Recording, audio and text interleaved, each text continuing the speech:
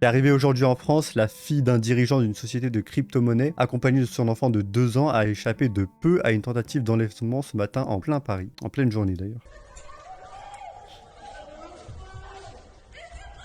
Appelle la police, Chloé. Oui, tu appelles le 17.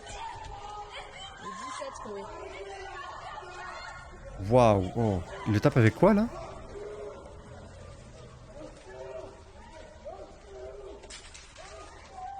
Le 17. Le 17, oui. Le 17. Waouh.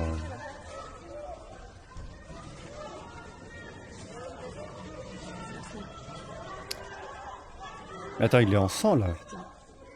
Ils ont pris le bébé? Attends, je crois pas que je peux montrer ça. Hein. Il est où le bébé? Quel bébé? Ils ont pris le bébé. Ils ont pris un bébé? Oui.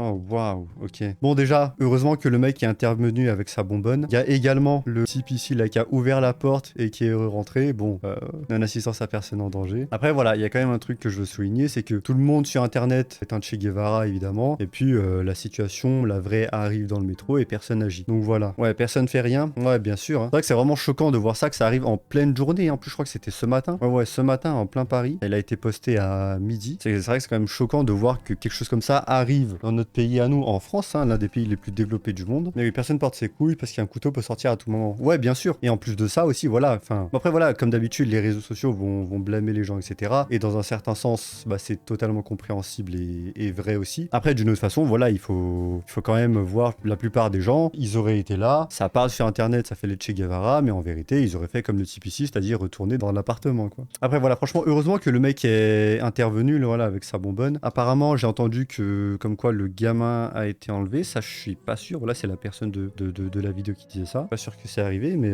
honnêtement, même moi, je sais pas ce que j'aurais fait. Mais bien sûr, tu vois, évidemment, tout le monde dit, ouais, j'aurais été là, j'aurais agi, etc. Puis ensuite, la réalité arrive. Et la réalité, c'est quoi? C'est que t'as une femme dans les transports en commun qui se fait harceler et personne ne dit rien. Tout le monde baisse les yeux, tout le monde est sur son téléphone et ils font genre de n'avoir rien vu, tu vois. Après, voilà, c'est toujours plus facile de parler sur les réseaux sociaux que d'agir réellement. Après, voilà, ce qu'il faut blâmer aussi, surtout le fait que bah, l'insécurité comme ça, c'est pas possible. Hein. Surtout en pleine journée, aux yeux de tous, quelque chose comme ça arrive. Déjà, d'une part, ça veut dire que les organisateurs, donc les kidnappeurs qui ont fait ça, se sont dit quand même, ok, la situation est tellement misérable en France qu'on peut se permettre de faire ça en pleine journée, tu vois, en pleine journée, aux yeux de tous, il y a tout le monde autour. Ça, c'est quand même choquant, tu vois, choquant de voir ça.